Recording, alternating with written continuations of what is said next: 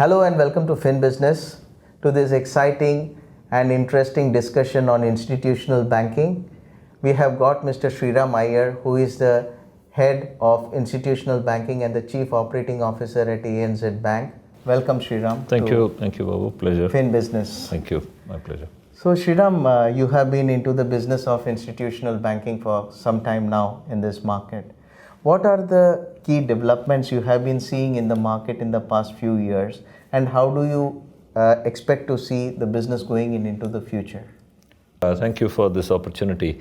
When I think of corporate and institutional banking, especially in the regions that we are in today, in Singapore and Asia Pacific and Australia included, the interesting thing that I recall reading a McKinsey survey just recently is that in the recent past, which means in the life of a bank about 4 or 5 years in the last prior period, there is a definite shift where the return on equity has started to drop because of the margin compression, mainly in the corporate and institutional business and equally in the retail banking business. And that is a function of many factors, including the liquidity in the market, external market position. So this erosion of ROE has been of the order of at least 1.5% to 2% in the last about 4 to 5 years, from the time about 2003 or so. And that is a massive impact in the sense of how banks' profitabilities are viewed, how they are valued, and how you're able to attract further capital to be able to deploy, because the returns are somewhat unattractive or they're depleting. This, you might argue, is actually a better picture than what other banks are experiencing in European markets or in the Western American markets.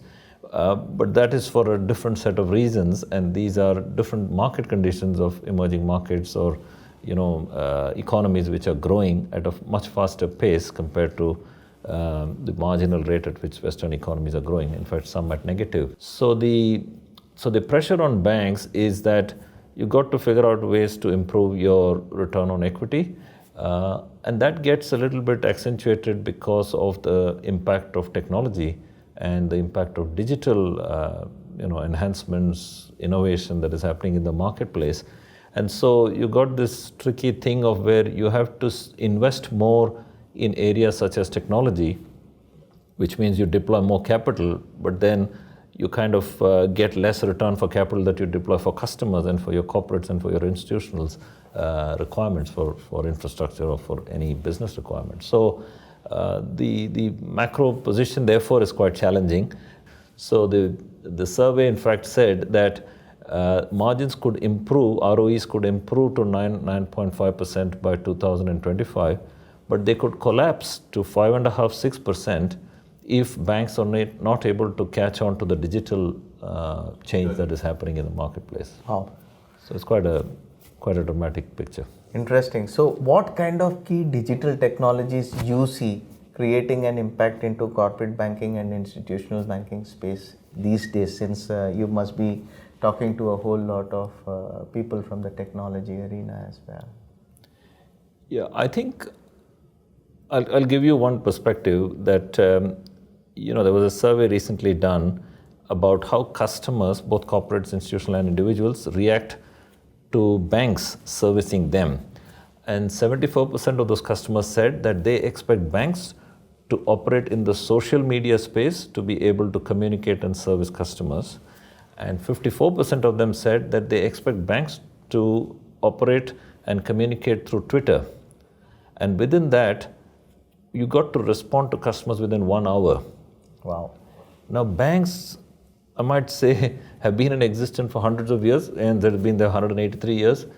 We are not used to responding within 1 hour. That's not what we do generally. So we are quite, we meaning generally the industry has to respond to this much different expectation of customers because of technology. And those technologies, to your question, are wide-ranging.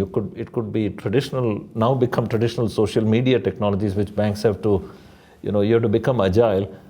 You can be agile, but you cannot be fragile because you're still a bank. So we have to grapple with this expectation of customers and adopt technologies that are suitable to meet those expectations, not technologies for the sake of technology. And that is a whole menu of things that you could do. There are popular or emerging things like blockchain, like machine learning, like artificial intelligence. We are playing in some of those spaces, trying to learn how to operate. But there are traditional ones where you want to have portals where your corporates, which have global presence, have one channel into the way they interact with institutions like ours. So the choice of technology comes actually last. First is about strategy and whether your strategic alignment is well understood at the top of the house. You rightly said about agile and fragile technologies, which means there is quite a lot of thin line in between them, because as a institution, as a bank, you are supposed to be very responsible how you respond to the queries of the customer. At the same time, you have also to maintain a speed at which you respond to the customer, and the thin line between them is how do you balance both of it. Yes. So that becomes a challenge to the banks. It's a challenge. Yes, it's a challenge, and that comes down to how you're able to change your ways of leading people, because it's all about the mindset of your old ways of thinking about how to solve problems to new ways of thinking how to solve problems. And that is far more difficult if you have done banking, say, for 20 or 25 years. Condition. People like me who have spent many years in banking have to have the humility to agree that we don't know enough, and we have to be curious and learn from people who work for you who are 25-year-olds. So you have been speaking about technology advent into this field of banking in a big way. What kind of roles and careers are now coming up in the area of institutional banking in the recent past in the light of all these technologies coming up? We also definitely see that there is a fear that many people feel their careers are at stake with the help of all these AI and other technologies and blockchains coming into picture. So what is the balance there? Where is the opportunity for career in this, and where are the jobs going to be lost? So let me try to answer the difficult one first, which is that there is no doubt you can look at banking internationally across markets, that the pace at which new technologies will get adopted will really quadruple compared to the time it was in the last 24 months. And these are in the spaces of robotics or machine learning or artificial intelligence type of capabilities. And we have done robotics for the last 3 years. We are now into machine learning, and we are nearly going to production very shortly. And I can therefore feel and see that these capabilities will genuinely impact roles that are repetitive in nature, that have less decision making to be done, and that have a little bit of pattern recognition or some analytical capabilities within themselves. But there is an impact to that, which is that certainly several roles will fall away, which does not mean, to your first part of the question, that it is a dismal picture where there is not much hope or not many careers left. I'll give you an anecdote that LinkedIn did a recent survey of 259 million members of its books. And they did an interesting, easy query, which is, what are the top 10 titles of roles that are there in their membership? And how did that compare with the top 10 titles of 2008, so about 7 or 9 years ago? These titles, 75% of these titles currently did not even exist in the top 10 of the previous period, which means that new roles, new capabilities, new skill sets have all emerged as a result of adopting new technologies.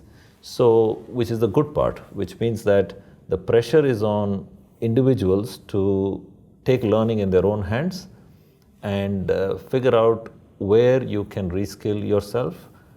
I find the argument quite rich that 50-year-olds should be able to decide what their employees who are 25-year-olds should learn. It doesn't work that way anymore. It has to be the other way around. So it is best that employees take learning in their own hands, and then you open up more opportunities for new capabilities and new roles. They could be in data analytics, they could be in just digital, they could be in cyber risk, they could be in just, the list is very long, right? Thank you very much for a wonderful my pleasure. conversation.